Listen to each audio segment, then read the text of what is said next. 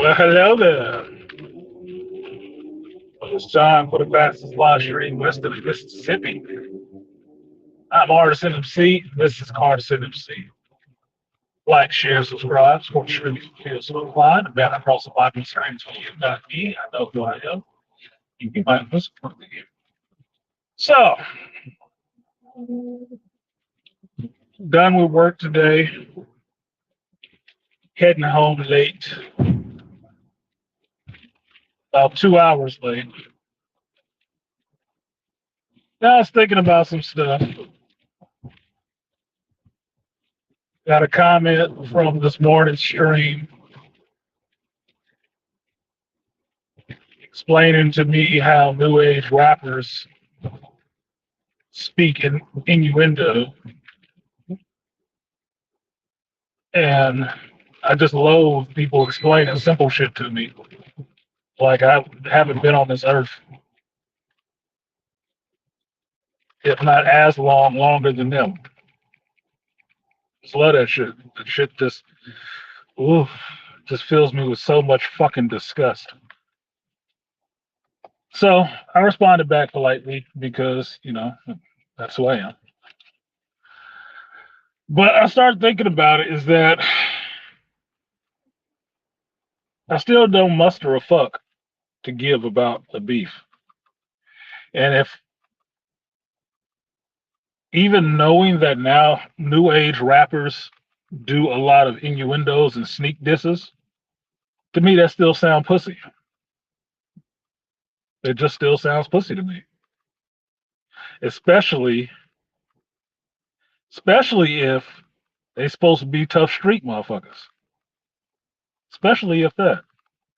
Now, I can give them the caveat to understand that you might need a little bit of code to speak in because the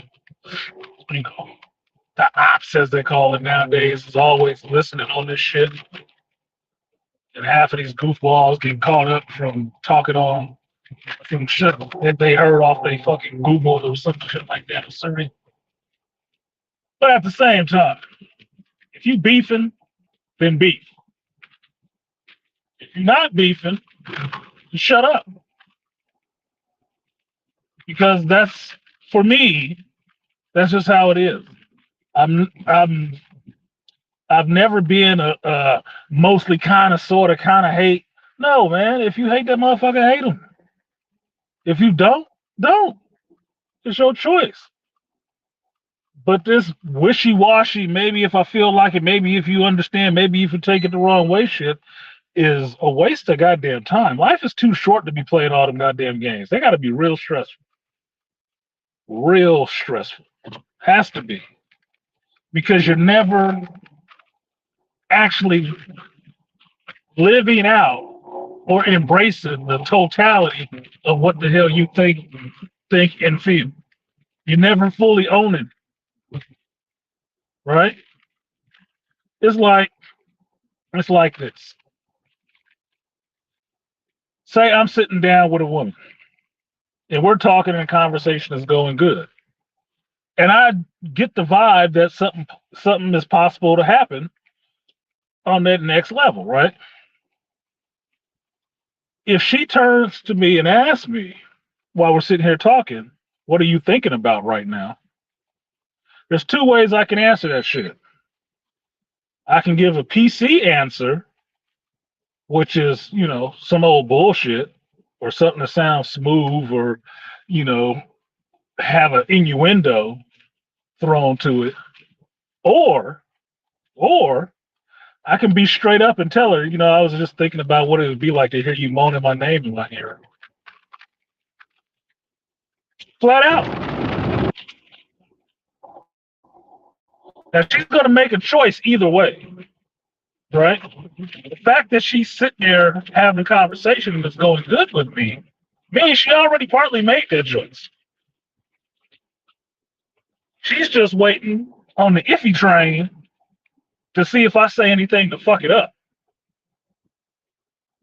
If I'm going to say anything to make her think, man, maybe I'll regret this. Maybe the fuck you will. So what? You either going to live life or you going to watch life. That's it. You're either going to embrace what it is that you want, what you think, what you need, and be able to voice it, or you're going to always be trying to hide, play behind the bush, and like, oh man, I don't want that. No. Why would I want to be naked, sweating and humping with you? No, of course not. No fuck off. It's the same way with having beef with people. Well, I don't like you. I don't like you. It is not that I'm some fearsome motherfuckers in the streets or nothing like that. No, it's just what it is. I'm just me. I don't have to like you. And if I don't, I don't. It's very fucking clear. I don't see the point in pretense. Pretense is a waste of time. That's why I don't have a problem with people that don't fucking like me. Damn, what's your problem? I'm cool as fuck. I'm cool as fuck. You got an issue. You need to work on that. Long trip on a short couch. Get some therapy. I'm not going to spend a lot of time concerned about it, but at least I know. And knowing that, I can still talk to him. I can still talk to him everything else because I'll joke with him about it. And hey, can you do me a favor for this? I know you hate me, but you think you can put that shit aside for a hot second so we can get this done? Oh man, you bullshit. That bullshit. You said you hate me, man. I'm just taking you at your word. Can we do something else? Or is that hate too strong for you to be able to help, bro?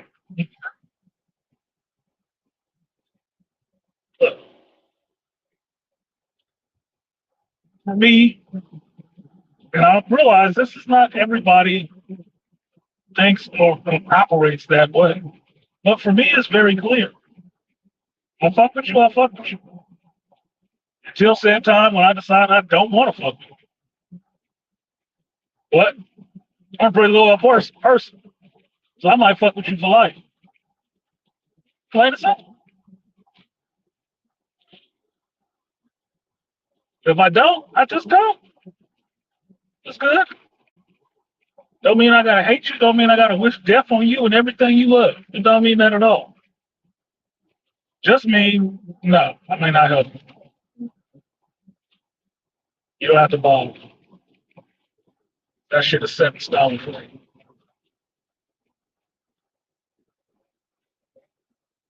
So, not a popular book, but it is what it is.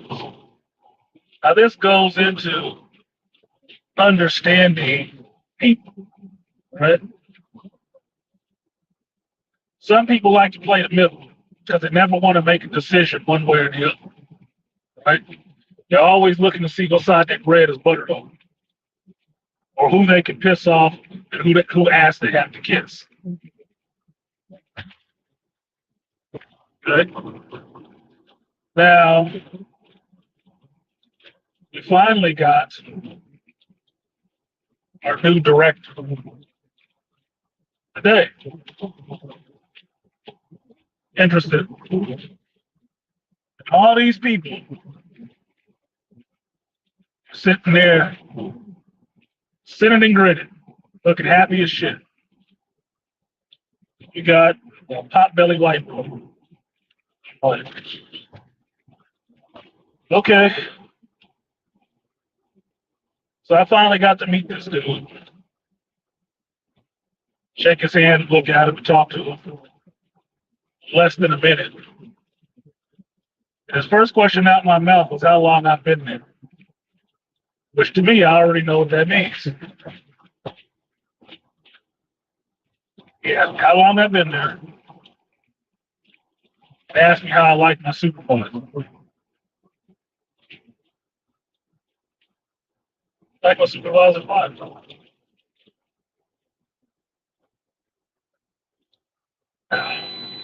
Is that a lie? No. I think he a decent enough dude just to be a guy. Decent enough. He's fun, quirky. No. I deal with it. He's kind of entertaining. Here's a way that he is entertaining, right? Doing home inspections, right? Meaning I go through people's homes and see what's wrong and make a list of things that need to get fixed.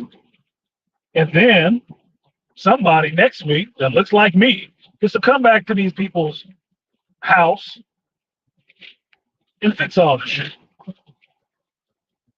using a lot of my skills. Yeah. Well, at one place, there's a little pest problem, and there was a sticky trap down there. Says me and the resident are having a good, cordial conversation, a little light, you know, joking around and stuff like that. I told him he had a couple of uninvited guests that decided to stay permanently behind his stove. Like, oh, I said, yeah, if you give me a bag, I'll dispose of them. And basically, it was a glue trap with a mouse and some other visitors stuck in it. Now, the other visitors was a brown recluse spider, dead, and a couple of millipedes. I thought it was entertaining myself, right? So I took a picture of it, put it in the group chat to the rest of my coworkers, and made a joke and said, hey, question, what do you call this? Got, two niddles on that little query out of, I think, like 20, 30 people, whatever. That's how they respond to me talking and that shit. They'll blabber about shit all day. I say something, I'm going to be quiet. You know, I put the answer in there. I said, this is the exterminators, or excuse me, it's the, not exterminators, pest control party lab, right? Or sample lab, pest control sample lab. So I had some of everything in that sticky trap. One of the story, my supervisor saw this picture. He didn't believe it was real. So he wanted to see the trap. Okay. And later on, when I brought this trap to him in his office and set it on his desk in a bag, he opened that bitch up and looked right at it closely. And I'm looking at this dude thinking, he is such an odd dude. That's how I'm looking at him, like, he's such an odd dude. This motherfucker has no fear of anything that creeps and crawls or anything. Dead or otherwise, he don't give a shit. He'll handle it, he'll pick it up, just unafraid.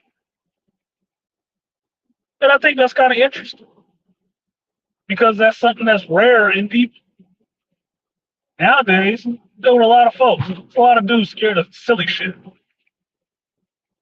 Really silly shit. And so I'm sitting here just amazed sometimes by him because I see the child of the young boy in him. And he has kids.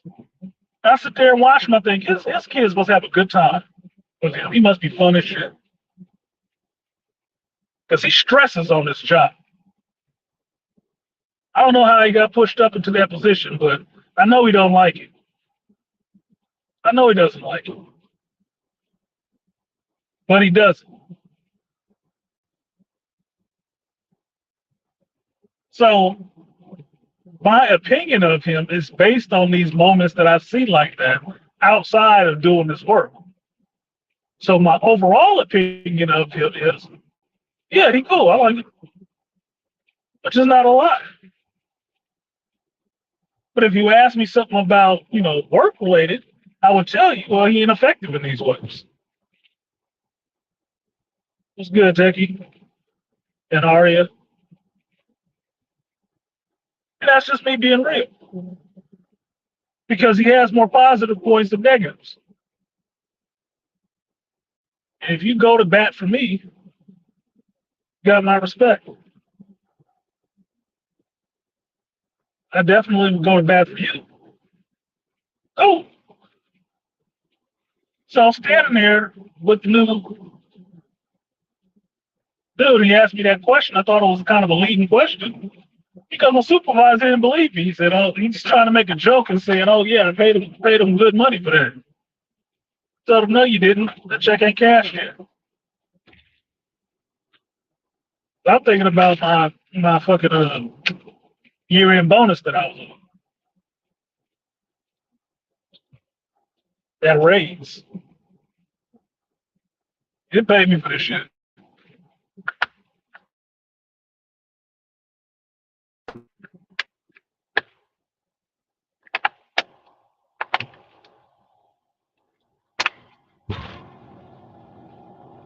I think I lost the point of that long ass fucking story.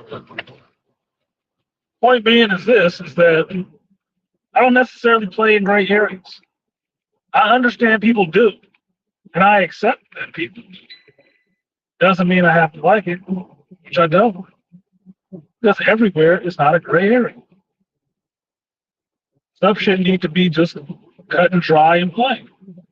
If you're willing to make records, spend your time in the studio writing lyrics, recording songs, and putting it out and shit like that, and had a whole game in an uproar, then you should be bold enough to say a motherfucker's name and go at his fucking throat. Why skippity pat? What's the point of that? I don't see the point in that shit. I don't think it's a far cry from common sense for me to say that shit. What's the point? Like like I just said, two cats fight. Skippity pat pat pat. They ain't really trying to hurt each other, just trying to, tenderize a little bit. Fuck, dude.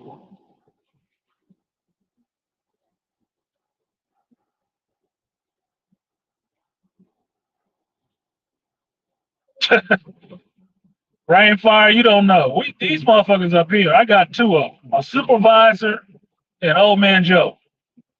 Right? These motherfuckers cannot pass a little animal that they see somewhere.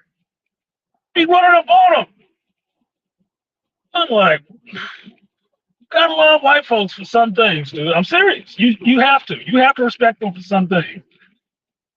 Them motherfuckers know they the biggest thing in the world. Because they'll run up on anything. Damn near unafraid. Unassuming at all. Not thinking anything bad will happen to them. And run up on that bitch. We had a whole fucking snake in somebody's house. In their fucking garage. These dudes ain't even there, but they running up the hill to go see it and go grab it. I'm like, the fuck? Open the door and let that shit go about its business. Fuck are y'all doing? Oh no, you want to see the picture? Why was you there getting pictures of it? You weren't even on that job. The fuck wrong with you? Bruh, I love him for some shit. Videos have said it before. If it was left to black folks to discover new animals, you'd never know. Because there's some places we ain't gonna be fucking around, and there's some things we're not gonna be fucking around with. It's not gonna be happening. Like, what is that? It's like, nah, bro. I don't know what kind of shark that is, but I'm not gonna be on this menu. Did you see any stripes? Did you see what it looked like on the bottom? No, I didn't see none of that shit. Away and I'll the fuck out of the other way. I'll be doing that shit. So thank you for leaving these fearless, inquisitive motherfuckers here. Because we all can't do that shit. And that's something that I would think is, if you haven't learned through history or nature shows or anything like that, that's something endemic in white people. The Caucasians, they love doing that shit. And I'm blessed for it. I learned a lot about other cultures and animals from these adventurous motherfuckers going out there and learning some shit, running up on some shit. I hear you, Aquatech. I know you're talking about Steve Irwin. Steve Irwin Look, man, you know how many years that dude had been doing that even before he got the Stingray? Years, decades. He started doing that shit when he was a kid, like his kids' ages, with his father.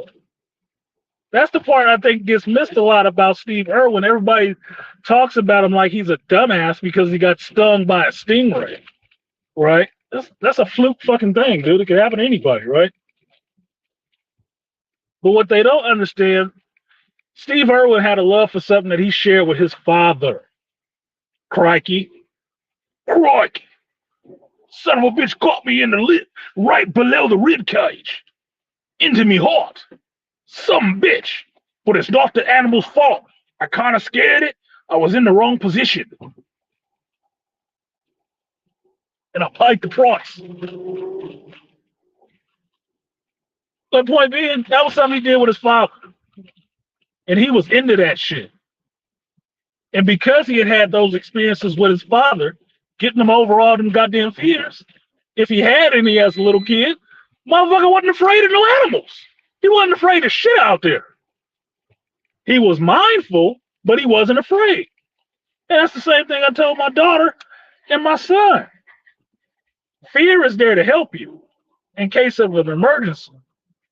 If it's not an emergency, you have to manage that shit. You have to mitigate it. So you can be aware of the dangers, but not fearful. That it's going to happen right now. No, it's not. Read the room. Understand.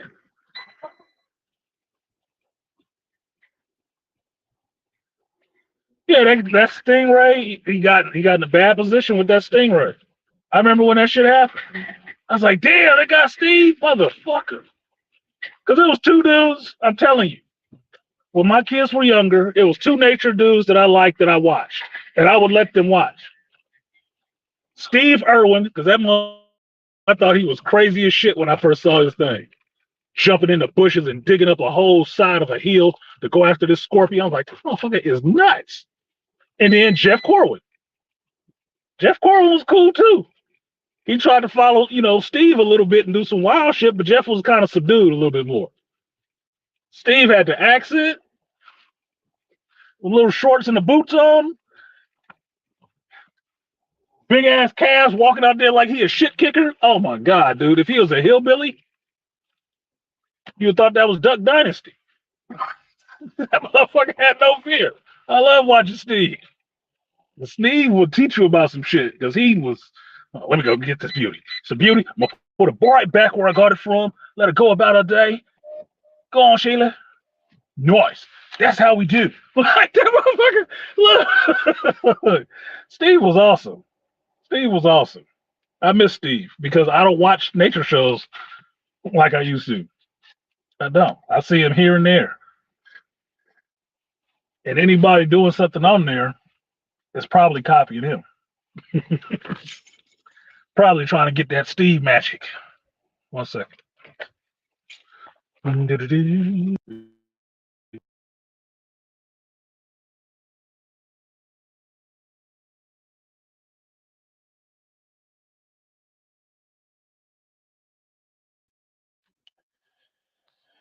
There we go. Audio.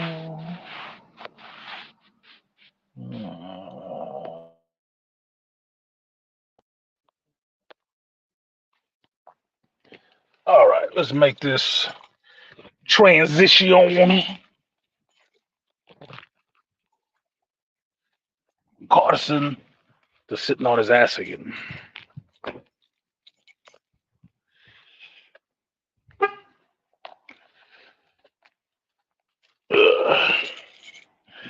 I tell you this, I hadn't seen something that entertaining since till Steve Irwin. Jacques Cousteau was my dude. National Geographic. Till Steve Irwin came along, I hadn't seen anything as entertaining.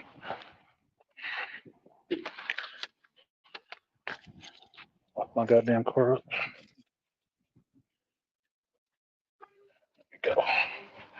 There we go. All right. Let us get into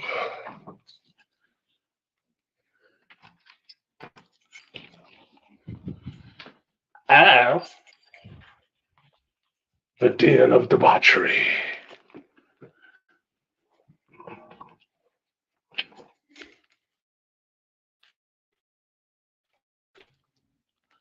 Guess I'm just in time to come home and watch the X-Men.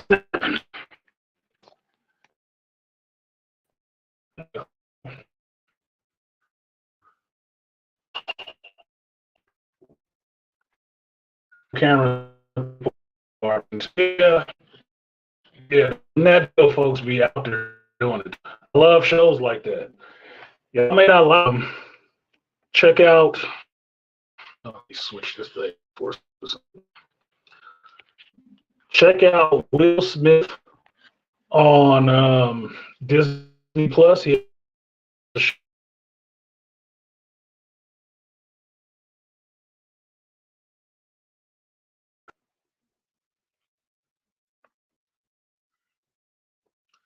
That was a good show. The Division and Jack Daniels. You're right about that shit. You see this cup right here? This is a flask my daughter's boyfriend brought me from his company. It's like stainless steel or whatever. This motherfucker is about to be filled with some alcohol. It is, because I was on call last night and I had forgotten about covering for somebody. And so I end up messing up my plans that I had for that day. So it ended up being some bullshit because I covered for a dude that wasn't there. And then I get to work today and they giving out awards for um, employee of the quarter or some shit like that. That motherfucker got the award. I'm like, how? Oh, he's going above and beyond. How, nigga? I'm covering his work. This about a bitch. What the fuck ever.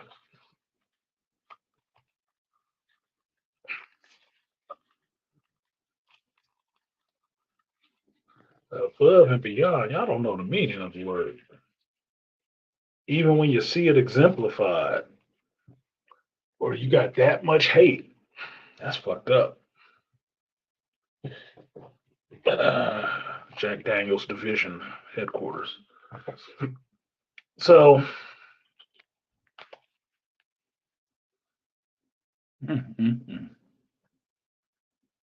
yeah, regardless. I think I lost my train of thought having to do all the rest of this shit. That's an unpopular opinion. I like the dude. I helped him out because I don't mind.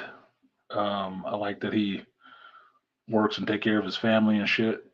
And I'm not hating on him for the award, but I was like, nigga, that's the second, third time y'all motherfuckers done shit on me to smile in my face and ask me to do some extra shit.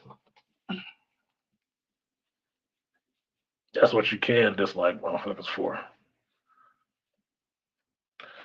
At the same time, you can praise them for being them daredevil ass, exploring the world, folks. They also will shit on you. But that's why. What up, Lion? Lion Yo! Not Lion-O, Lion Yo. But that's why I say I'm from California. I don't like all that innuendo and sneak diss and shit. That's why I deal with it all the time here. That is bullshit. It's bullshit. Just come out and say what you got to say. No, Aquateki, he will not return the favor because I am not the type of person to rely on other people. Not. For the most part,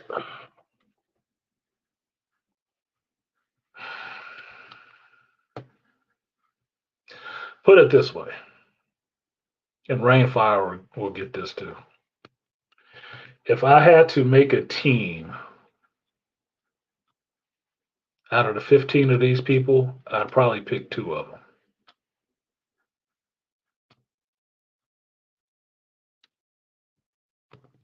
That'd be it. Because that's how I think of it. I think of it in a team construction or something like that. My mind frame, right?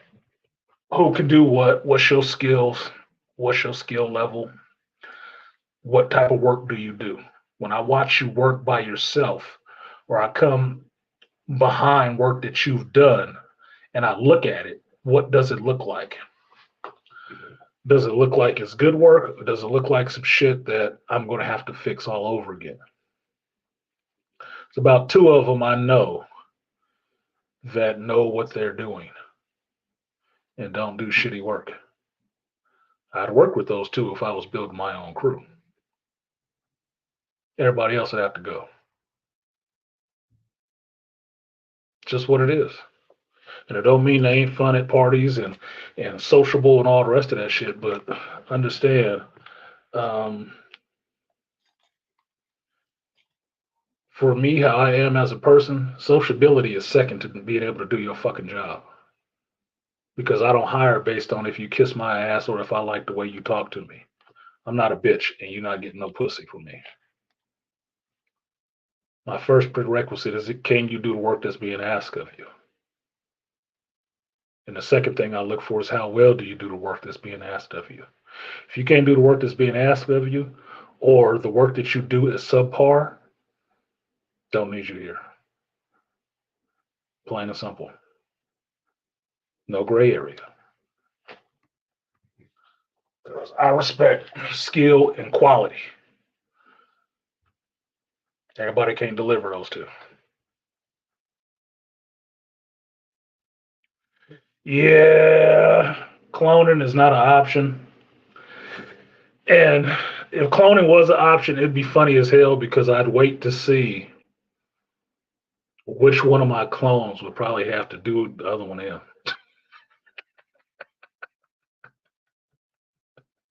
Because it ain't gonna be no one's the good clone and one's the bad clone. Oh no. It's both gonna be bad. It's gonna be the rule of two in that bitch.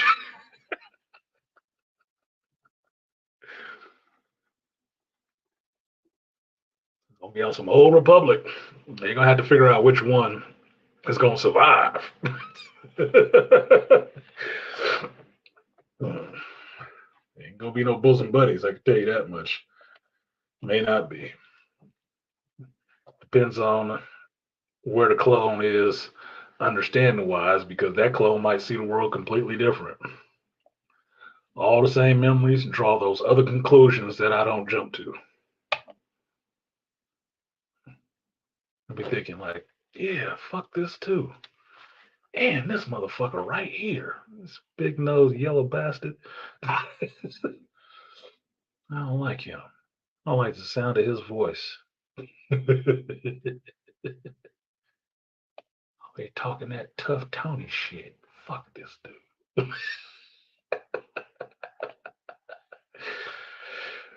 Which is a joke. No motherfucker say this shit about me.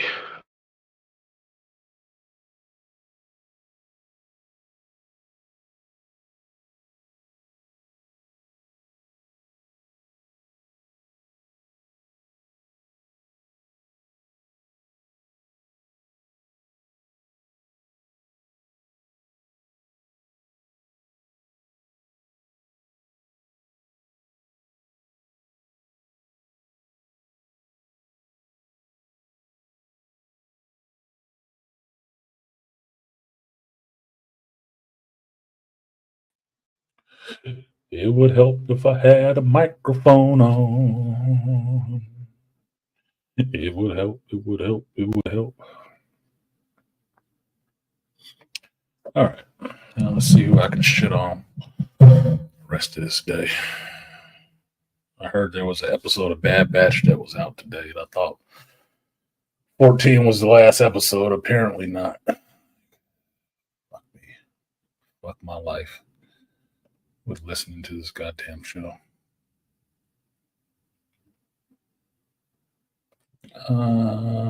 Yeah, when you wonder why you are not first called to fill in for overtime might be the reason. Well, I usually am the first one called to fill in. I'm the first one that they want to look to get some shit work that everybody else don't want to do. Problem they have with me is that I will tell them no, or I ask questions. Whose work was it? Why are you trying to give it to me? They hate that shit. That's the part that pissed me off. Like I said, I don't have nothing against the guy who got the award. Jesus Christ. Sorry, I got all these alerts popping up now since I logged my computer on.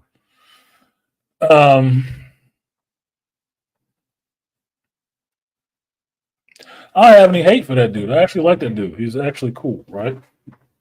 But the sentiment to me is bullshit because here I am giving up my free time yesterday to cover this dude.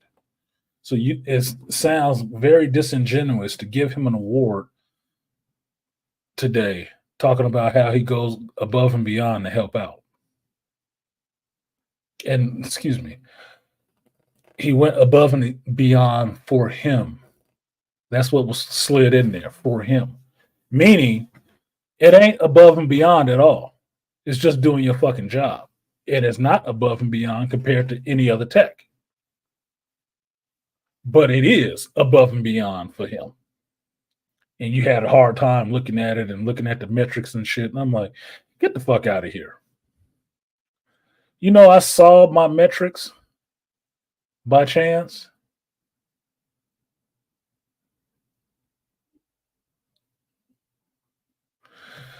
I saw my metrics. And by metrics, I mean my completion rate. I'm at like 14. I was at almost at 1,500 completed work. The closest person was 500 behind me. But I ain't getting no awards. I'm also back to being the only brother there. So you know what that is. Anything I do, they expect me. I was supposed to be doing that shit anyway. That's why other folks can get awarded for doing simple shit that they should have been doing anyway. Because they got time to be running around and helping other people because they workloads wasn't loaded up on their ass, was it? Kind of helps if that works that way.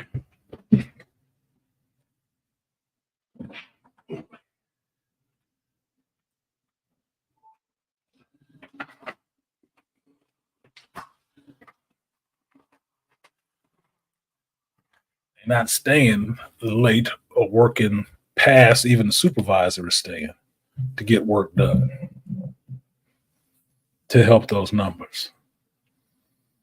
Them motherfuckers gone at or before 5, even though they start an hour later than everybody else.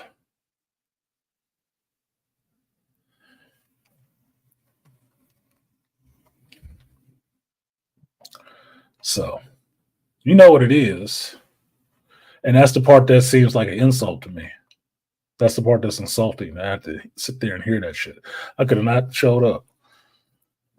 Bad workers wonder why they don't get overtime, while people who do the work have to turn their phones off.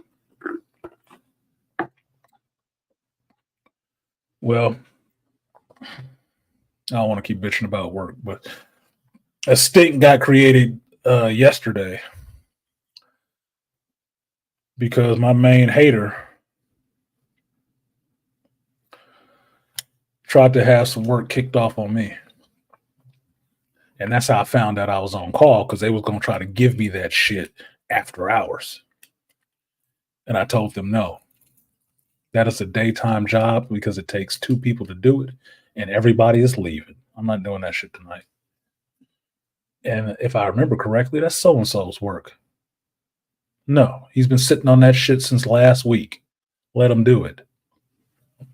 Oh, he's going to be mad. I thought I was the one who had attitude around here. Y'all seem like y'all afraid of somebody else. It ain't me.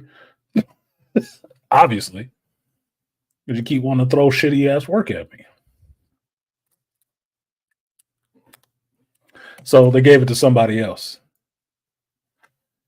And that somebody else was pissed off, which by rights he should have been. But they listened to him being pissed off more than they listened to me being pissed off about it when I said something about it. Tried to rationalize it with my ass. Oh, well, no. Shut up and do the work, nigga. Because that's basically what they might as well have said that shit. Because the subversive part of being trying to make excuses is that gray area shit. The actual innuendo is shut up and just do the work, nigga. Lucky we like to let you be here.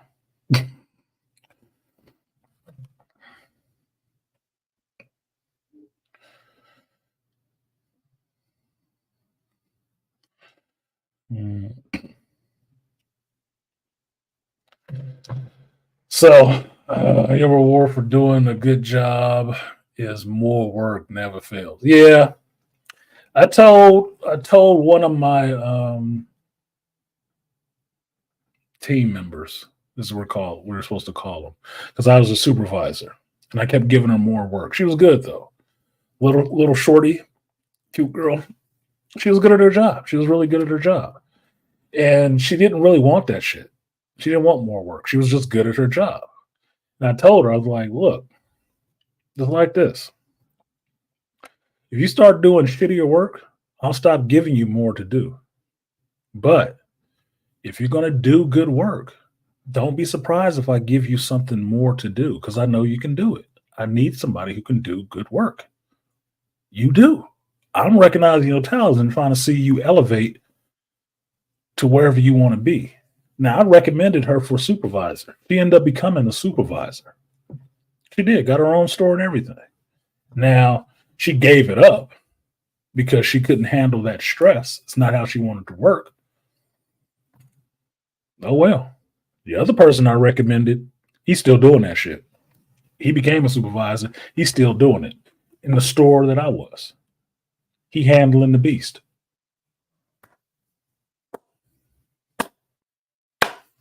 Proud of him. Proud of both of them because two of them that's supervisors.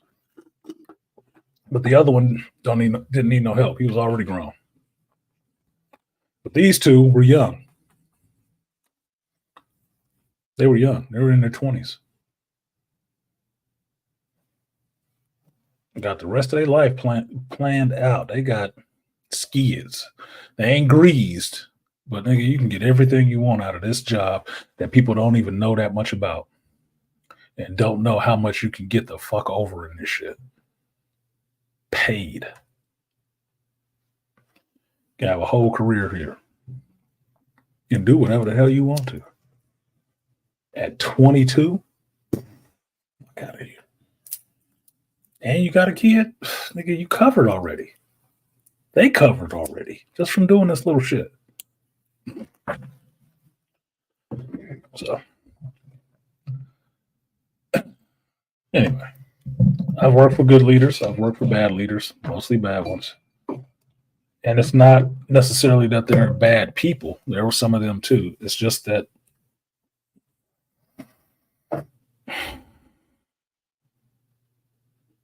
leadership is not everybody's calling. And I say that knowing that I may not be anybody's leader. I don't necessarily like leading people. I am a Sigma. I don't necessarily like leading people. I can do it. I don't feel like it. I really don't. I'd rather have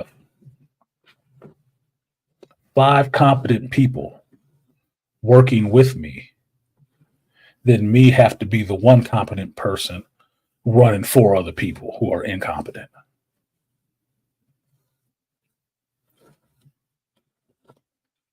I remember having a conversation with my ex-wife about having my own construction company. And I told her, man, I had to be like the undercover boss. because I like doing the work more than I like having to sit over somebody's goddamn shoulder and tell them what to do. I can train you, no problem. But having to sit there and I don't like being micromanaged. I don't like micromanaging people. I will give you some autonomy. Do what you need to do. This is what's supposed to be happening. This is our goal. This is what we're trying to hit. However you get this shit done, that's how you get it done. Just don't embarrass me or get us fucked up. Knock it out. I'll come back to you in a bit. I don't micromanage. I don't. If you need me, call. I'll be right there. I'm flying in like Superman.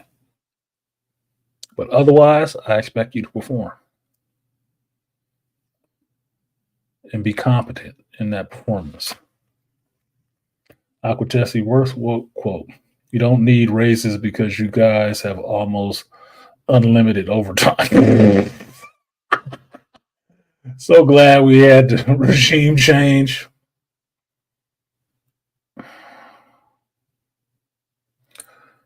That almost unlimited overtime. How's that almost? See, this job I work, it's kind of corporate. Okay, it's a corporation.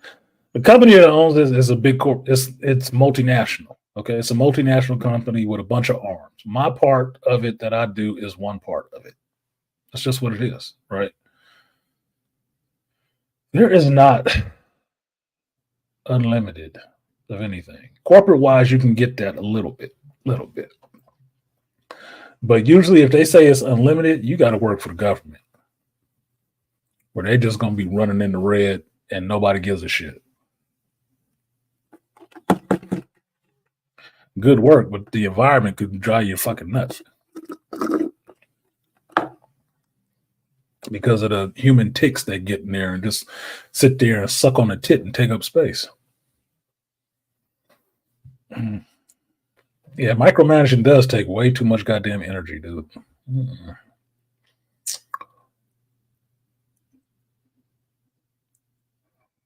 Is that a clock rider? Yeah, a clock watcher should get sent home quick. I got a construction mind state. I got a California construction mind state. Nigga, it is not time for you to be watching your watch the whole time. If you got time to sit there, like I told the guys at this job this, right? Dude I was talking about, old guy on our job, Uncle Joe, right? Old man Joe. He got an award from the company because he was on time all year. All year. He had punches on the dot. All year. Start time, lunchtime, back from lunch, end of shift. He had perfect times the whole fucking year. He got an award for that shit. They flew his ass all the way to Florida, gave him an award, all this shit, right? Everybody was like, hey, can you believe that shit? I said, yeah, I can. Because he got time to do that shit. Because he ain't busy. He ain't doing no fucking work. I said, if I was a supervisor and I saw that shit, I'd wonder how the fuck he did it. Because I'd be asking questions. Why do you have so much time? To be able to sit in front of the clock and punch out on the dot. That's some hellified OCD, or you got a shitload of free time. When I can look at the other people on the roster and all of them ain't clocking out at this time, so why are you? How are you doing that? I'd be on his ass, personally, because I want to figure out what the fuck you're doing. You must got a lot of free time. That means you sitting there watching the clock. And if you got time to be sitting there watching the clock, how much time did it take away from you not doing your fucking job? Could have been helping somebody else get done so both of y'all could clock out at the same time. You could have finished another work order so it don't have to be on somebody else's plate tomorrow. No, that wouldn't have been yeah. You can give him an award for that shit, and I'd be digging into his ass like an FBI probe to find out why he was making perfect times like that. In the whole company, Oh no, nigga. Red flag. Red flag. What up, Azurius? Depends on the government. Leslie has to have OT approved before she can take any. Yeah, Azurius, that's how my shit is. My shit is lightweight, unlimited, within reason. Within reason, right? Like today, I didn't tell my supervisor I was staying late. I was finishing my last work order. He can go on the computer and look and see what the fuck I'm doing because it's all metrics. It's all clocking in, clocking out of shit. You can see where the hell I am. You don't believe me? Call the fucking resident and ask him, is there a big black nigga in your house? Yes, it is. Okay, then. Never mind.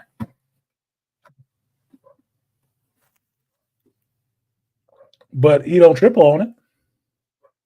Then I get my OT and I go about my business. Fine. That's how I like it. Because you don't need to. Well, I'm one of the few people there that you don't need to be micromanaging me. I'll tell you what I need and what I need you to do. Because I still have that mind state. I've been a supervisor. This bug is trying to decide if this is a bug or a spider. This one thing moving too goddamn fast. So you don't need to tell me shit. There's very little you need to have to tell me. You can ask me some stuff, a lot. You don't have to tell me shit.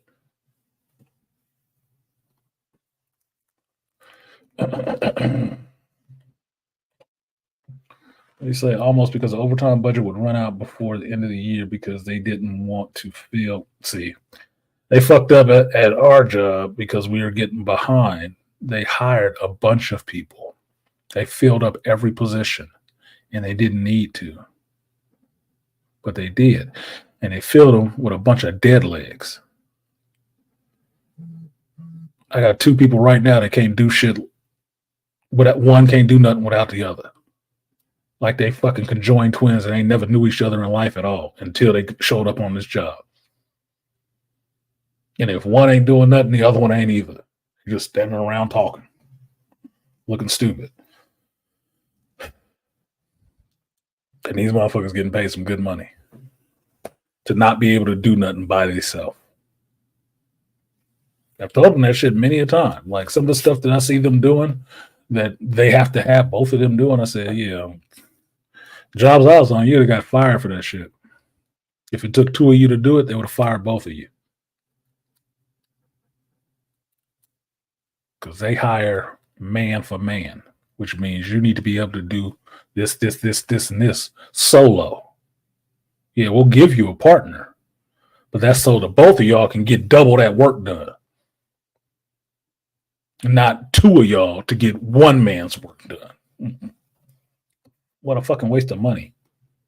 I wouldn't pay for that shit. I personally wouldn't pay for that shit. So I tell them, you're lucky. You need to be in charge. Because I would fire a lot of people. or they'd get on the stick. They'd hate my fucking guts. Don't matter. You ain't got to kiss my ass. You just got to do your job.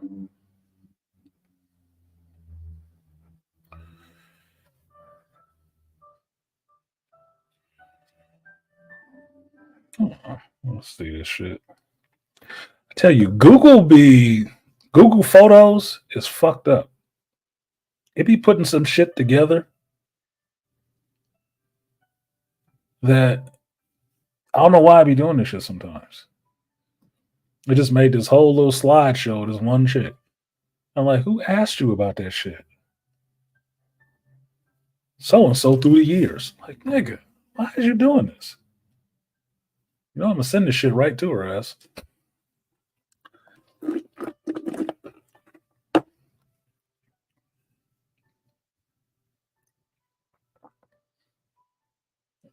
They probably ain't going to do nothing but make her ass depressed.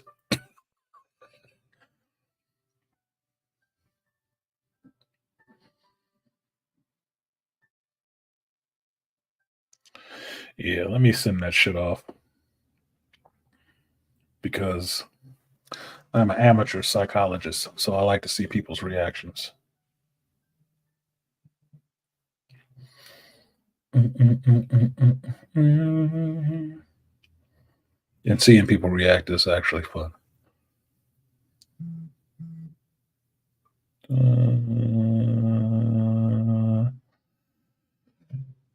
Done.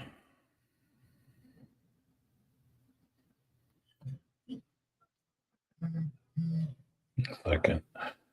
Google did it again.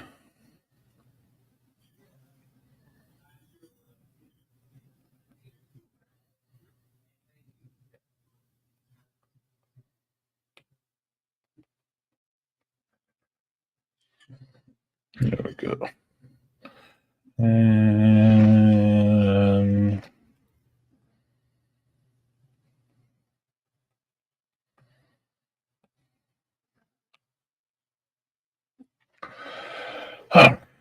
let's see. What does Zuri say? Dig deep. Goddamn right. They should. The amount of money they waste on shit. Don't be one of the unlucky ones who can only get comp time in lieu of overtime. Yeah, that's a law. That shit has been in California for a couple of years now. You got to bank your 80, your 40, 80 hours, or your 40 hours. If you're on a weekly, you got to get your 40 first before they give you overtime. If you're on a 2-week cycle of getting paid, you got to lock your 80 before you get your overtime. So they make sure you don't get 40 hours. So I have to pay you overtime. Make that OT. I do. Taxman love me. Micromanage you. The fuck would anyone want to do that? Exactly, Azurius. Why? Because it makes them feel good. Secure in some senses that they get to tell me some shit. I don't know. So I get pissy about the shit that I want people who are competent to always move up and not sit at the bottom. Because if you don't, then these incompetent motherfuckers move up. And that means anybody else competent coming through the door can never get past them. They will suffer under them because they won't let them motherfucker rise up past you. If you hire a bunch of screw ups and or lazy people, you have to micromanage them. But good hires should learn how to do almost everything you do. Exactly, Rainfire.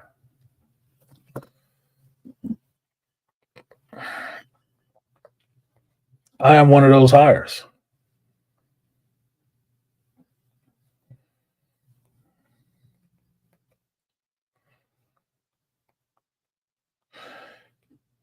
There is very few things on that job I cannot do. And some of the stuff I learned while I was there. So they don't have to tell me shit. That's why I say they don't tell me anything. They ask me. And I'm very specific on that. You can ask me to do anything. You ain't got to tell me shit. Because I am a good enough hire where I know how to keep busy if the need becomes to keep busy, which I hate having to do, but I can do it. Otherwise, I have work to do and I'll be doing that. And I don't mind that. It's a little easier doing that than running around trying to hustle work.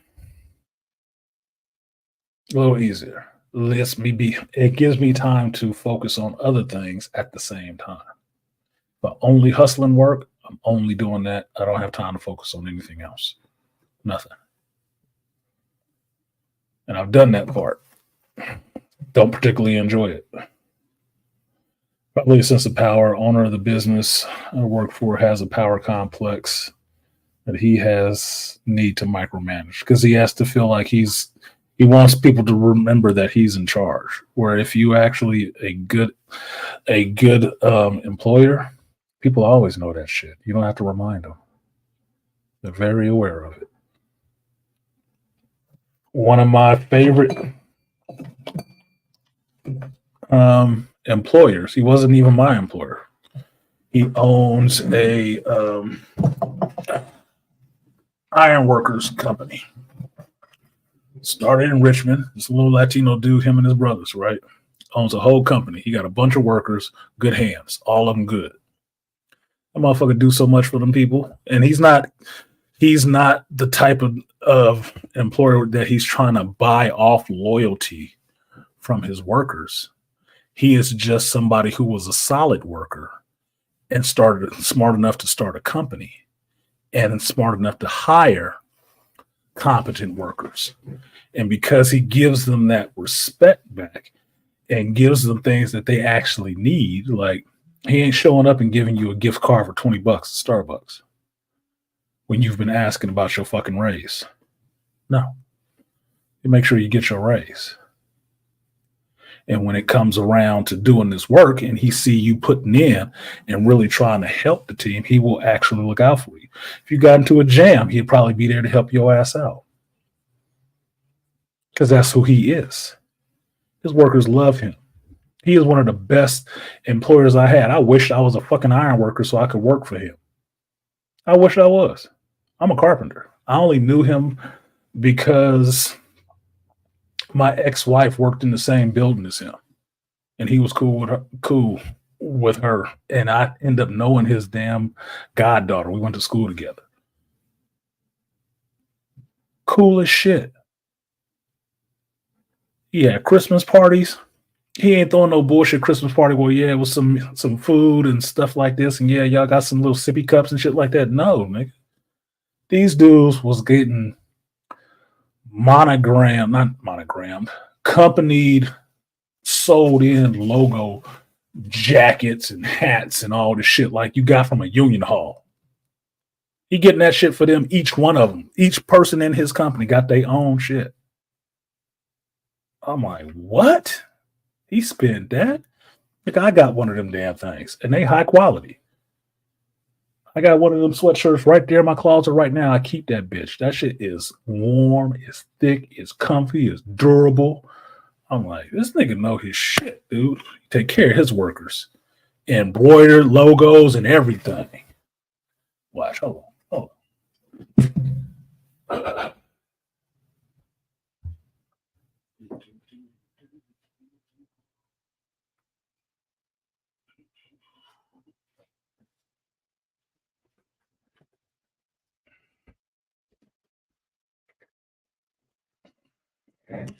Shout out to Jesse V. This is one of his company Christmas gifts.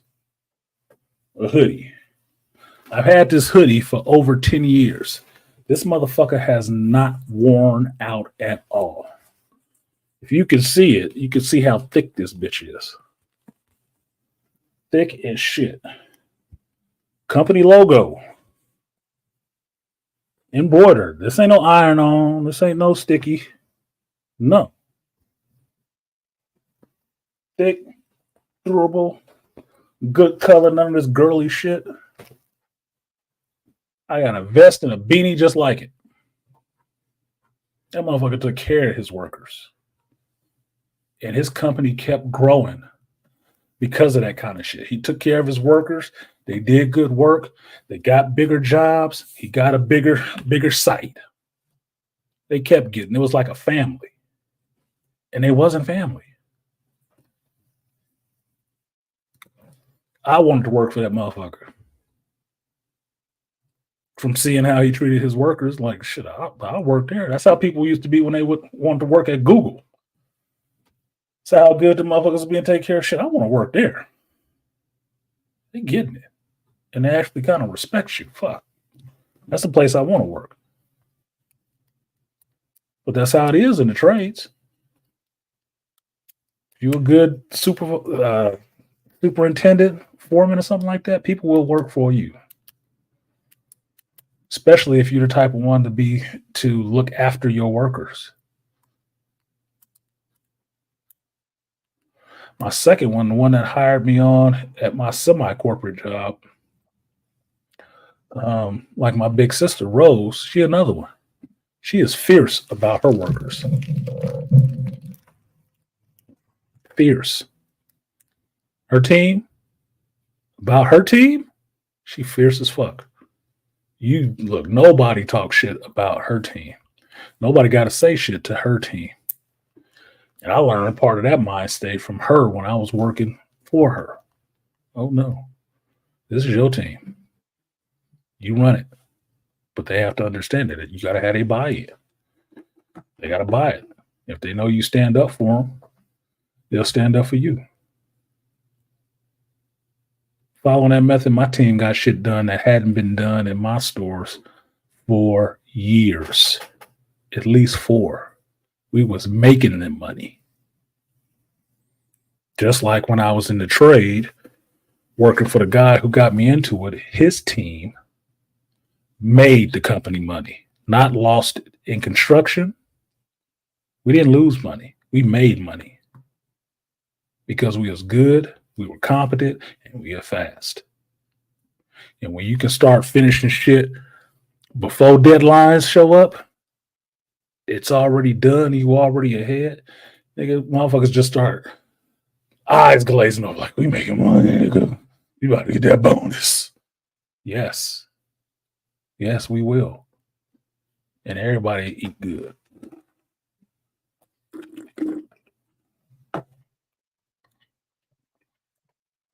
Missouri says, shit, my trade job, they don't give 2 fucks about us unless we're in the airlines. GA were underpaid and overstressed. That's a damn shame, too, because it's supposed to be a trade. That's what the trade is supposed to do. That's supposed to be, if you think about it this way, and I can tell you, I'm getting this from this book. I still don't have it. The motherfucker who lost my book, I'm still mad that he lost my shit. But it's from a book from the Carpenters Union here that we got when we went to school as an apprentice. And it's called Apprentice in the Trade. And we had this book, and it was the history of unions and trades, right? In America. It was a really interesting read. I let him borrow it because he was too fucking lazy to buy his own book or keep up with the shit, and then he lost my shit. Like, nigga, I wanted to finish reading that. So it goes like this, that your union workers, your trade workers are supposed to be the best. That's who they're supposed to be. Only at times surpassed by workers in the private sector who have come from the trade,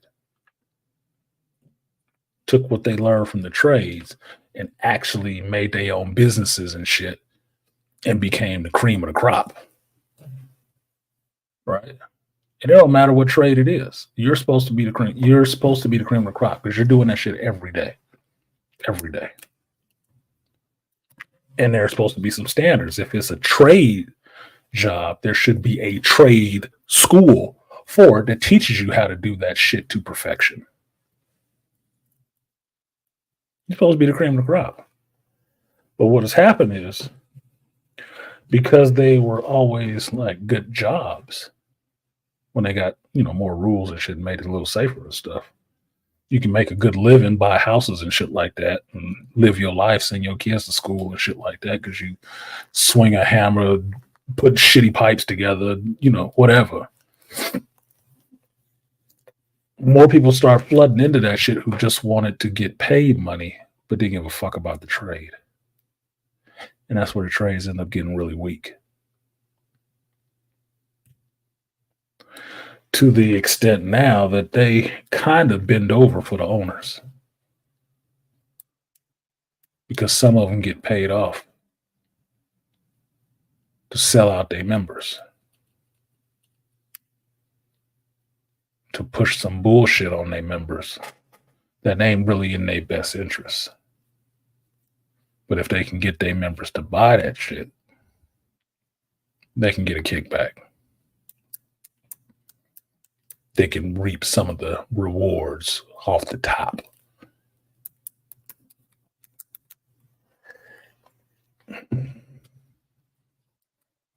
So hearing what you're saying that you gotta trade and they don't give a fuck about you. Understand the less they give a fuck about you, the more vital you actually are. Usually how it works. You step on a job site, you have just a construction job site. You got laborers, you got carpenters, you got electricians, millwrights, I say plumbers, sheet metal guys, metal stud guys, HVAC people, all kinds of people that do work on that to make that whole fucking building, right? People who get paid the lowest are laborers. Right above them are carpenters. But carpenters do most of the fucking work. That's most of the skilled work. That's why I always have that joke. I always remember this bullshit session we were having at the job, on a job site with an electrician. And he was a journeyman electrician. I was an apprentice carpenter. I'm probably like a 70% or 70% of full pay. And we just bullshitting on lunch and shit like that because that's what we do. And he said some shit about how little carpenters get paid because they weren't really worth that much. Because electricians usually get paid the most. And they don't do as much work at all. But the reason they get paid because they have a stricter union. The union is more tight. It's hard to get in the electricians union. You got to know your shit. And because they have the idea that they're the brainy people, they end up pulling more money. A lot more. Because I watched the dude make more money than I was making all day, sitting his fat 300-pound ass on a bucket looking in a hole. Watching wires get pulled. Ain't bad work if you can get it. Point being is, carpenters take a lot of shit. Well, carpenters do the most work. And the joke that I made with this guy is that if you take all the carpenters off this job, what do you have as an electrician? A pile of fucking wire and conduit. Because I've never seen a building standing with just wire and conduit. Never. You can have a building with no electricity. Because carpenters built that shit. But you ain't never seen a building built with no walls, no floors, no none of that shit, and just electrical wiring. No. Nah. And you never will. So what we do as that master craft is build what you motherfuckers will work off of. We are the foundation. Because the rest of y'all shit don't get done without us. Never seen a building just put together with plumbing pipes. Never seen a building put together with just false work on the outside. Just the glass and glazing just standing up 40 feet high. No, never seen that shit. And you never fucking will. But in that totem pole of shit, carpenters get paid the least. And what we get paid is good, but it's always the least. Everybody else that works off of us gets paid more than we do. And that's why they like to talk shit. Because as they see it, we are less valuable. No, it's more of us. So we get paid less. Because if they paid us more, they have to pay you bitches less. Yeah, building can't stand without a skeleton. Human being can't stand without a skeleton. Human being without a skeleton look like them floating fat bodies in Wally. X-rayed the shit. The skeleton is way in there underneath all that fat. Well, Azurus on the other side of the game, that game is to make it look like everyone needs you so that their upper management will not fire them. Been there, got the t-shirt. Yeah, sort of. Definitely a fact for airlines, but most of us GA are one or two mechanics. Yeah, that's right. I never told you guys this because it's his business to tell. But my boy he is an airplane mechanic, which I find it fucking fascinating as fuck. And he works on actual airplanes, making sure those private owners can do what they want. I'm sure he getting paid good money because he bought a house. I ain't bought a house. Can build one. I ain't bought one. Yeah, building can't stand without a skeleton and a foundation. No, it cannot. See, Aquateki, that's why I take some pride in what I do. I know I can build a building from the dirt to the roof solo if I had to. Right? You would need some people for some things like rafters and shit. But I know I can design it. I know I can draw it on a drafting table. I know I can draw the blueprints. I can draw up the electrical plans. I can put it all together.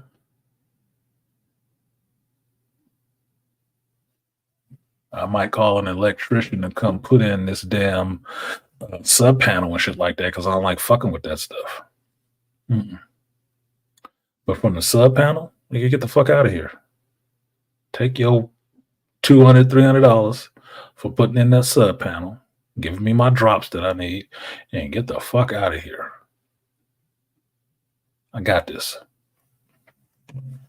But the rest of the outlets, the lighting and all the rest of that shit, no, I can do that myself. I don't need you for none of that shit. But make no mistake about it, every one of these people up the chain on this construction pyramid think they can build. All of them do. And if you go into their house, if you've ever been in a situation where you've looked at houses that people worked in the trade, worked on their own house, but their trade was not what they were doing, them houses is fucked up. They always think they know how to do some shit. What the fuck they doing at all? Always some Mitch Mac fucked up like, who did this? This is just ugly. Ugh. Good Lord. This looked like a plumber lived here. Yeah. He said he was in the trade. I think he was a plumber. Yeah, it looked like a fucking plumber did this shit. It wasn't no carpenter, I can tell you that much. Jesus. Y'all got to knock some money off of this damn house. Y'all got to knock some money off of this because we got to pull all of this shit out of there. The worst stuff I seen was my friend, lady. She's a lawyer. Her husband's a lawyer. They bought a house. This is the friend that one room in her house is everything that I've worked on. Right, I put the floor in. I did chimney wrap and all the rest of this stuff, drywall, all the shit. Right. She calls it my room because that's the front room. When you come in the house, that's the one I did. Right. When she got that house and I went and saw it, and I was looking at all the tile that was in there, and it's all different tile all over the place. And I asked her, the person who lived here, what did they do? She said, I think they worked in a trade or something. I said, I bet he worked at a tile company. Something like that. That's why he had all this goofy ass colors and shit like that all over the place. I was like, yeah, because he's just throwing some shit in there. No symmetry, no art, no feng shui. It was funky shui, but it wasn't funging at all. It wasn't functional. Mm-mm.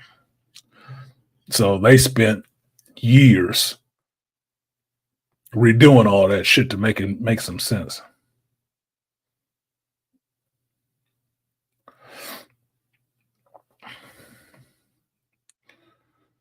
Because somebody thought they was a carpenter all of a sudden when that ain't never been their trade. That is never what they spent time to learn how to do.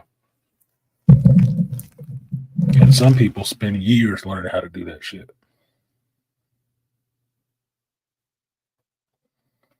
Like me.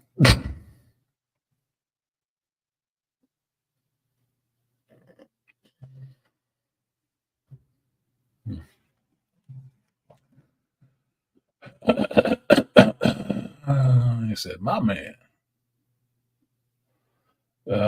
We got 2 citations we work on regular, but for the most part, it's pipe, archers, diamonds, and various Cessnas. Oh shit! Okay, got you.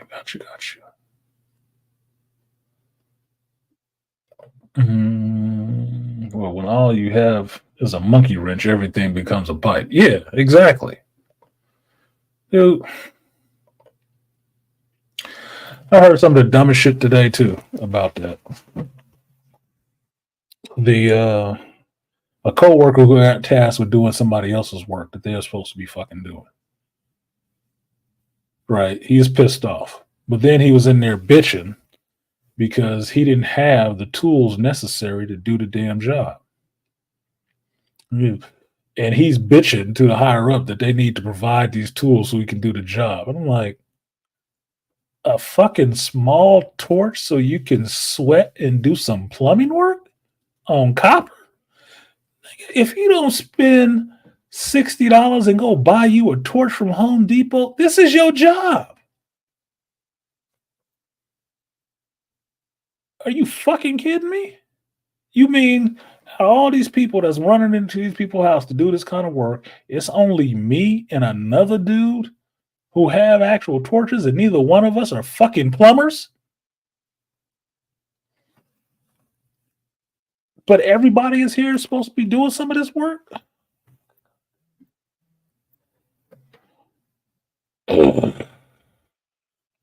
Driving me crazy. Like, what am I talking about tonight? You.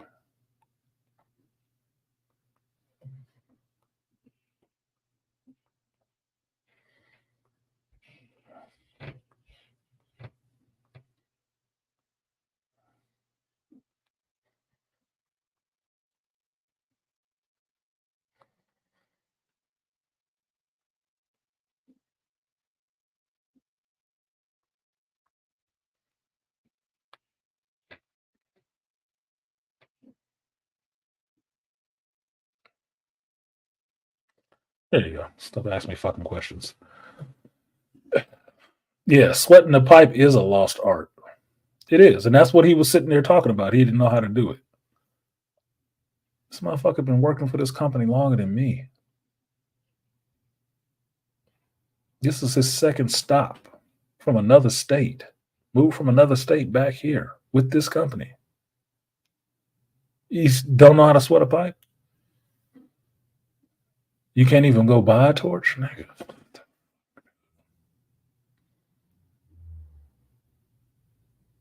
Yeah, I agree, Azuri. If it's not a specialty tool, you should own it. I own a bunch of specialty tools. I told y'all, I'm a geek of many trades, of many stripes. I like tools. Well, strolling around a Home Depot and looking at tools like, what do you buy? What do you use this for? Okay, that's how that shit works. Okay, yeah, I might have a need for that. I will. I'm not one of these goofball weekend warriors that just got a bunch of tools in the garage and don't know how to use them, motherfuckers. Oh no, your job is to know how to use this. So when I started doing sweat and pipe, working with my boy Anthony, and he was showing me how to do it, when I got paid, I went and bought myself a torch and some copper pipe and built myself a jig and start practicing sweating and soldering and copper and pipes. And fucked up angles and shit, because that's usually what's going to end up happening.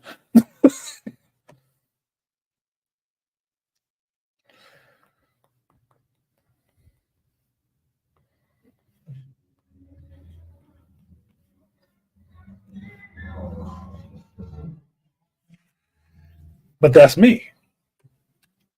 This motherfucker never had to because he could always kick this work off onto somebody else to do. So he never had to learn how to do this shit. Never had the desire to learn. What the fuck are you good for? Talking shit? Nigga.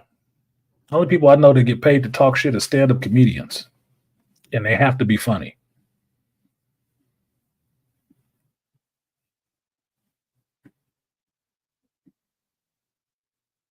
I see plumbers running around with those pro press tools the day. Yeah. I've seen that tool. I haven't seen one to buy it, but I've seen it demonstrated. I thought, okay, that's kind of cool.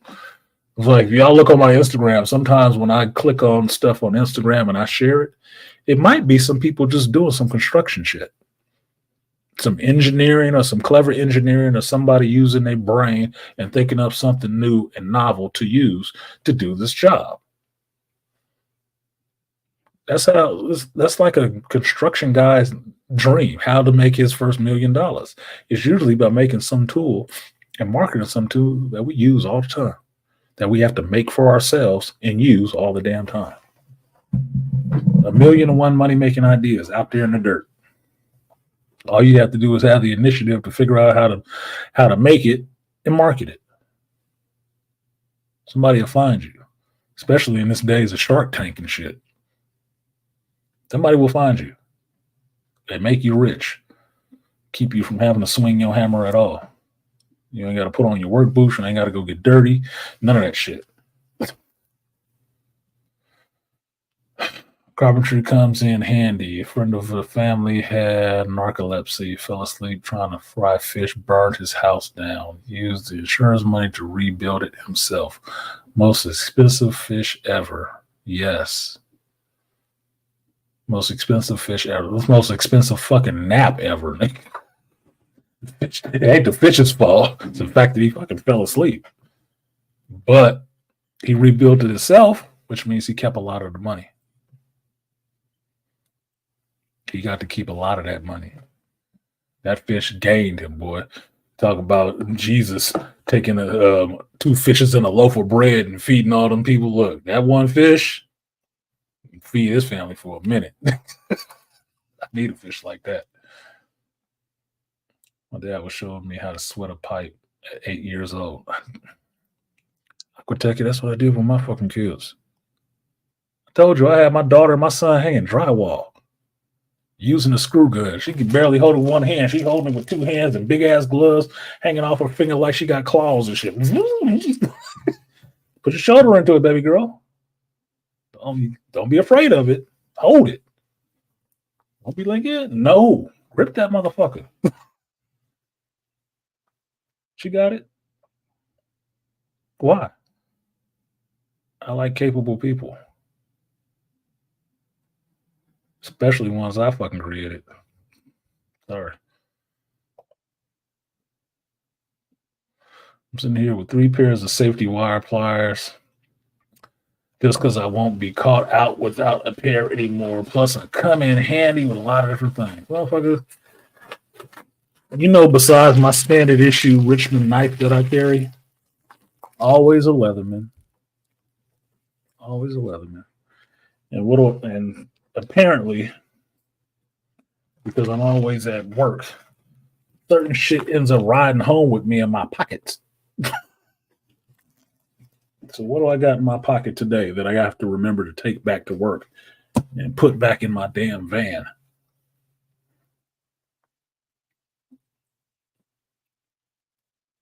What's that?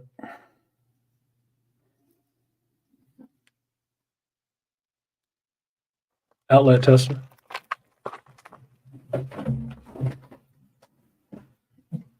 A nifty tool for sticking in the outlet, and it will tell you if there's power in it, one, because it'll light up, but it will also tell you if it's hooked up correctly.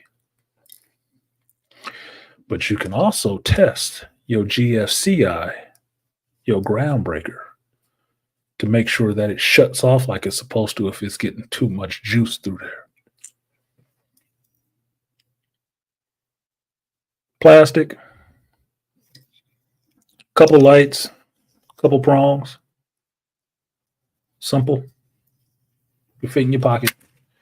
Save your ass a lot of grief and a lot of time.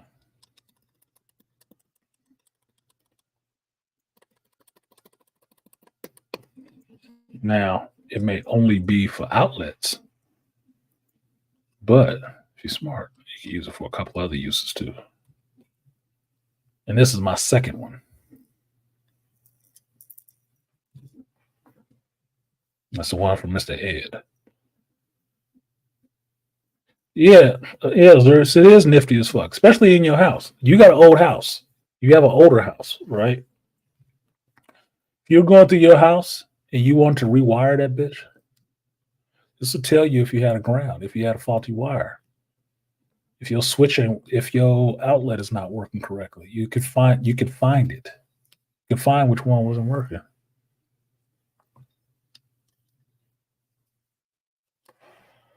Then you'd be able to fix it quick.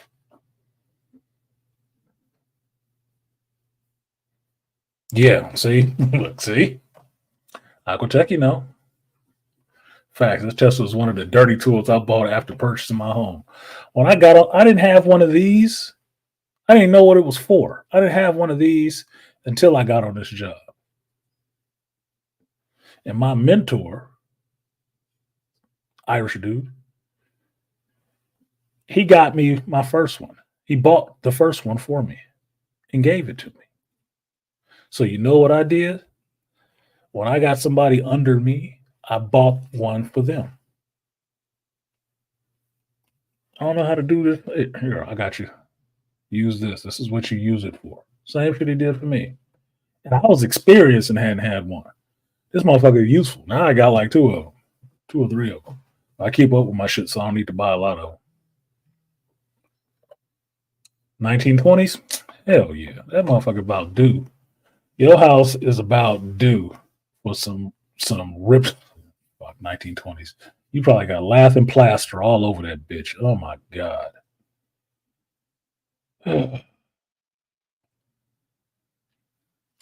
One time when you're ready, it's gonna be time to rip them fucking lath and plaster off them walls, them studs. Get that motherfucking studs all lined up and get you some new drywall on there. But before that, you're going to rerun all them wires. Pull out that old shit, put in some new lines, put in some cable for your computer and all that shit. You'll rerun all of that shit.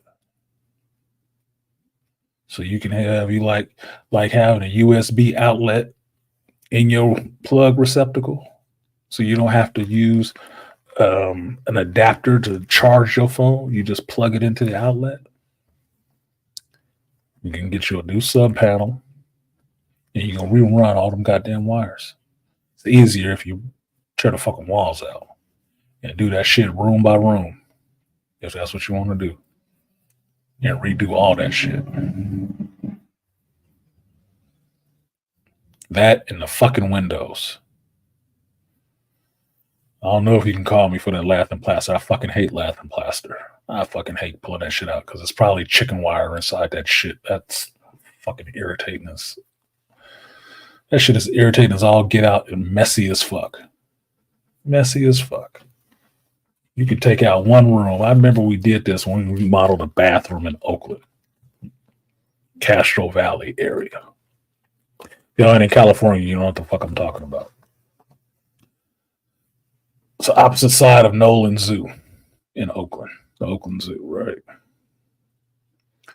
We had one small closet that came into the bathroom to take out. Tearing that bitch out, we ended up with 2 truckloads of shit to take to the dump. Wasn't even that big. Wasn't even 8 foot by 4 foot. Nothing big. That fucking, I fucking can't stand lath and plaster. Can't stand that shit. Oh my goodness. They ran that shit everywhere, and they had the chicken wire all in it because they tried to be, fuck you. Fuck you. Take all that shit out of there. Yeah, windows are the first priority. Since every window is every window in this new place is a single pane. It's not a pain in the summertime. It is a pain in the ass in the wintertime. But I talked to the owner. No, I found out why the owner hasn't replaced them because the building is historic. So they won't let him alter it. I'm like, fuck you. Take the loss, nigga. Look, hire somebody like me. We could put the same trim back on the outside. We can. But you need to rip these goddamn windows out of here. Fuck these single panes. You need to pull that shit out of here. For real. Pull the shit out of here, put in some new vinyls, some double panes, and you'll get another fucking 30 years out of that shit. What do you say? Got to break my habit of putting stuff in my pockets. My flashlight turned on in my pocket. I thought I was smelling food I was cooking. I like pockets. That's the thing. I like pockets. So I always stick shit in my pockets so I don't have to carry a lot of shit. But I usually carry a lot of stuff. But I like pockets. And it's usually by the time I get home, I try to make sure I take everything out of my pockets that's work related and leave it in my van.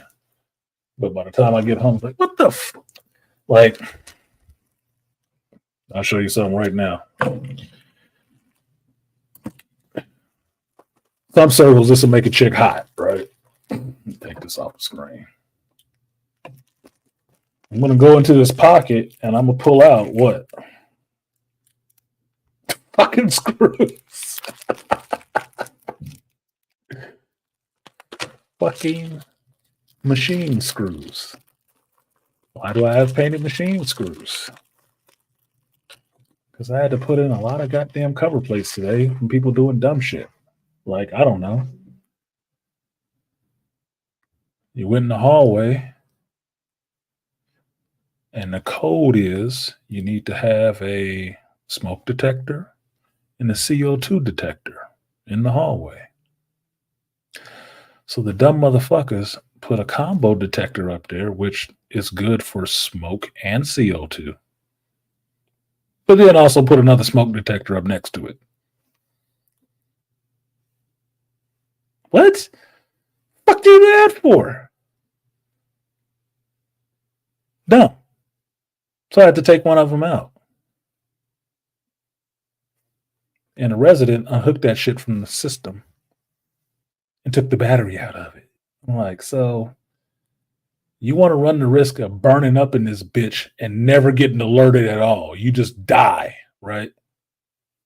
Because you don't want to hear the chirp and don't understand when it chirped, change the fucking battery, moron. Or call us and we'll come change it. No, you unhook the whole fucking detector and take the battery out of it. Not to mention the dumb shit of the people who put these two goddamn smoke detectors up side by side. Stupid shit. The worst one was they did that shit on a vaulted ceiling over a banister. I'm standing up there like I'm trying to join the fucking circus. Like, these dumb motherfuckers. The fuck did you do this for? Oh my, who was watching these kids?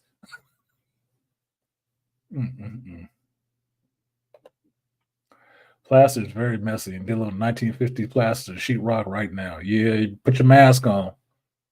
Asbestos. You don't want no cancer. Lower your cancer risk. You know, respiratory problems. That shit. Keep it a little bit moist. Yeah, lead paint. Yep. Lead is 1920s lead and asbestos. Definitely lead. So mask up. I ain't talking about no what N97 and whatever the fuck that was for COVID. No, get your ass a respirator with the tanks on the side so you look like Jen Rowe in that bitch, and then rip that shit out of there. And tint. Put plastic over the door of the room that you're working in. That's why I suggest one room at a time so you don't have them all fucked up. Put plastic over that door like you making a kill room from Dexter, and then go in there with a mask on and get that shit out of there. Open a window, put a fan in the window, blow that shit outside. Preferably not into your neighbor's window, but outside. Put it in the air. So much asbestos in the basement. All about the heater. Kind of cool having a basement in California, though. It is kind of cool having a basement in California. It is. The fact that you got a basement in California is like, wow, how'd you get that? You know, bodies down there, is it? Yeah, anything before 1970s is lead based. That's just what it is. We just had to go over that whole fucking hour and a half training for that shit recently again. Oh, Coast A9 light. One of the best pen lights I've ever had to use or purchase. Highly recommended. I think I have one of those because it's a Coast. It's a Home Depot brand. I think I do have one of those. This is not a Coast. Don't get me started on my tool fetish because I do like lights. like a kid on the spectrum. Got flashlights. Got two sitting right here in front of me. And so I looked at it. Is that a Coast one? No, that's not a Coast one. That's a little cheap shit I bought from the auto parts store with the LEDs on it. So I can get that bright light. Great, the battery's dead. So much for that shit. Embarrassing. And the Darwin Award goes to. Don't get me started. Place about it. Yeah, there is lead abatement. You can do that too if it's really bad. Get a movie. You just need to follow your safety procedures. That's basically it. If you have a house that old, you do want to get that shit out of there. Especially if you plan to have a child, get the shit the fuck out of there. If you just want to kill yourself and your wife, you can leave it in there. It don't matter. Yeah, you're gonna have. Look, I'm gonna tell you this, Azurius. This week, on doing these preventative maintenance, I found at least 3 Magic players, and I'm like, Jones, 3 dudes that play Magic. Walked into one dude's house. He had his cards out. He was trying to make him a deck on a Tuesday night. Said he was going to play. I said, where are you going to play at? Because I've been itching for a game. Like, somewhere close by? I just don't know.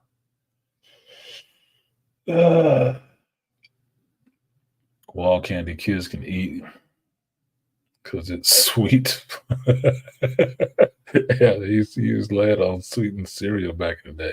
He used lead on everything. He used lead on kids' toys, motherfucker. I'm a 70s baby. You know what that means? It's probably a lead in me right now. Probably will be setting off metal detectors. I didn't have enough to kill me, I guess. Anyway, I'm going to go ahead and get out of here. I gave y'all enough of geek tool talk and unpopular opinions. What was the other unpopular opinion I thought I had? I think my new boss is racist, but it'll remain to be seen. But I thought about the conversation I'm going to have with him when I get a chance to talk to him by himself, and I'm going to ask him who was the first person who said something negative about me to him, and tell him that's usually the person that ain't doing shit. And the second one is the person that co-signed everything. Because now I got to deal with this shit all over again. Because they are one thing about psychology that's fun. It makes people wildly predictable. The more you know about them, the more you see the patterns. And the more you see the patterns, the more you looking like Neo. Like, these motherfuckers don't do nothing original.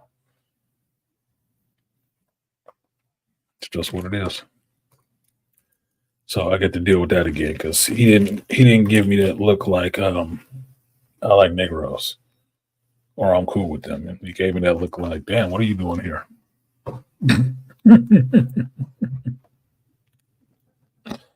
So I get to deal with that in the meantime. But that is the normal day. It was the black man's stress. Mm. Mm. All right. All right. I'm going to go ahead and get out of here. Thank y'all for listening to this Wednesday, new comic book day BS. I will watch X-Men 97 tonight, probably right after I shut this off. But I got to get something to eat and some more libation. I need to fill this empty cup with something worth drinking, change my clothes, take a shower, and then sit back down here and entertain myself with some X-Men and torture myself with some Bad Batch. Yeah. But in the meantime, like, share, subscribe, click the bell on the subscription so you get alerts when I do stuff like this, when I just go live, when I go live and talk about whatever is on my mind at the time.